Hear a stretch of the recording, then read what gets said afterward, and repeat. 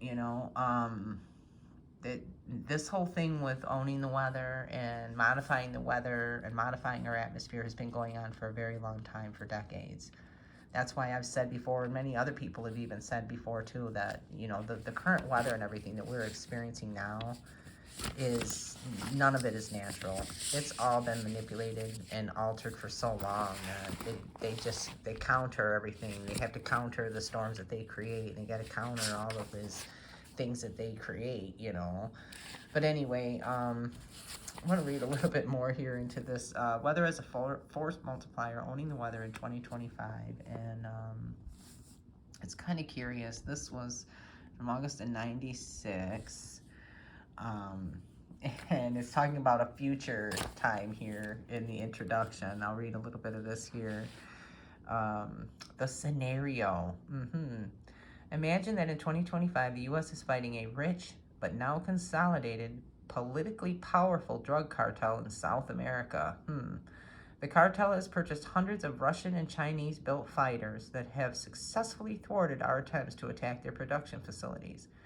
With their local numerical superiority and interior lines, the cartel is launching more than 10 aircraft for every one of ours.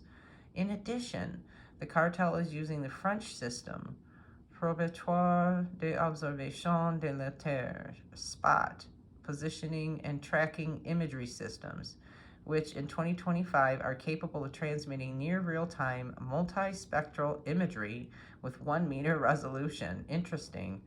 The U.S. wishes to engage the enemy on an uneven playing field in order to exploit the full potential of our aircraft and munitions.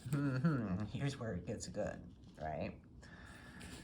Meteorological analysis reveals the equatorial South America typically has afternoon thunderstorms on a daily basis throughout the year. Our intelligence has confirmed that cartel pilots are reluctant to fly in or near thunderstorms. Gee, I wonder why.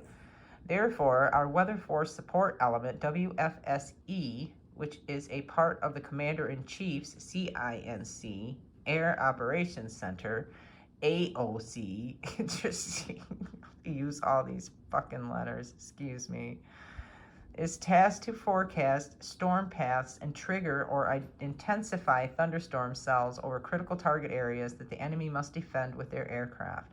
Since our aircraft in 2025 have all-weather capability, the thunderstorm threat is minimal to our forces, and we can effectively and decisively control the sky over the target.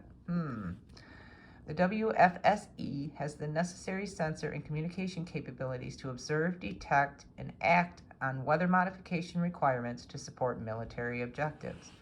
These capabilities are part of an advanced battle area system that supports the warfighting CINC Commander-in-Chief Air Operations. In our scenario, the CINC tasks the WFSE to conduct storm intensification and concealment operations. The WFSE models the atmospheric conditions to forecast with 90% confidence the likelihood of successful modification using airborne cloud generation and seeding.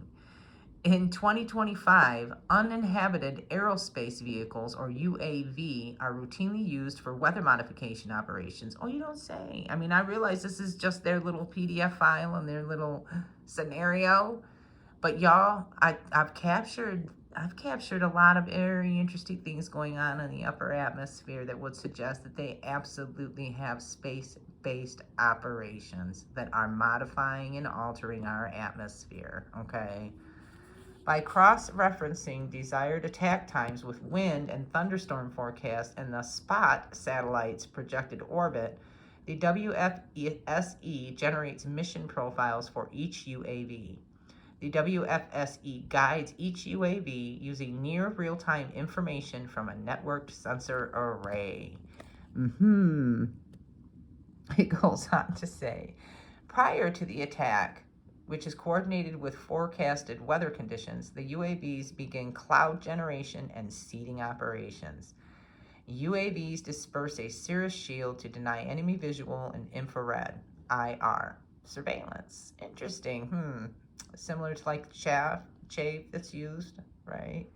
Simultaneously, Microwave heaters create localized scintillation to disrupt active sensing via synthetic aperture radar (SAR) systems, such as the commercially available Canadian Search and Rescue Satellite-Aided Tracking SARSAT that will be widely available in 2025.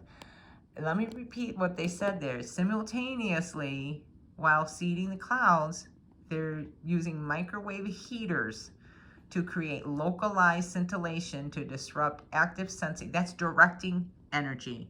Don't tell me they're not doing it. I know, again, because I'm repetitive, I gotta say it again. I realize that this file that I'm reading from is some kind of scenario that someone wrote up, but y'all have got to understand, this is their way of putting information out there for the public.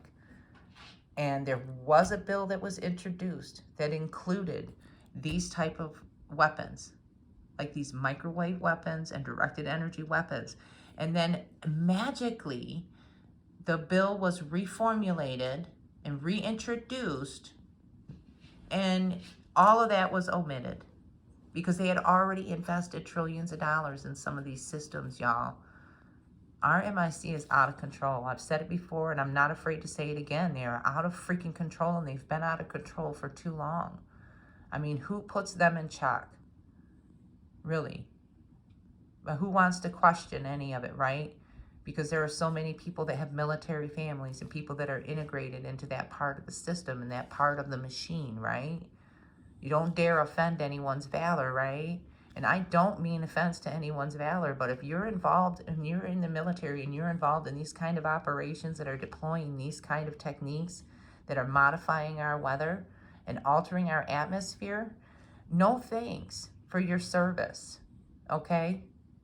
No thanks for your service. Anyway, sorry. Other cloud seeding operations cause a developing thunderstorm to intensify over the target, severely limiting the enemy's capability to defend. The WFSE monitors the entire operation in real time and notes the successful completion of another very important but routine weather modification mission. But yet, another very important but routine weather modification mission. Weather modification missions should never become routine. Just saying.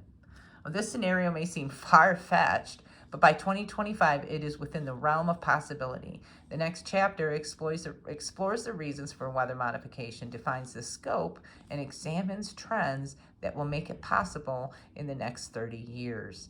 Folks, if you don't think that they are actively deploying these weather modification missions as if it's routine, then you really need to wake up more.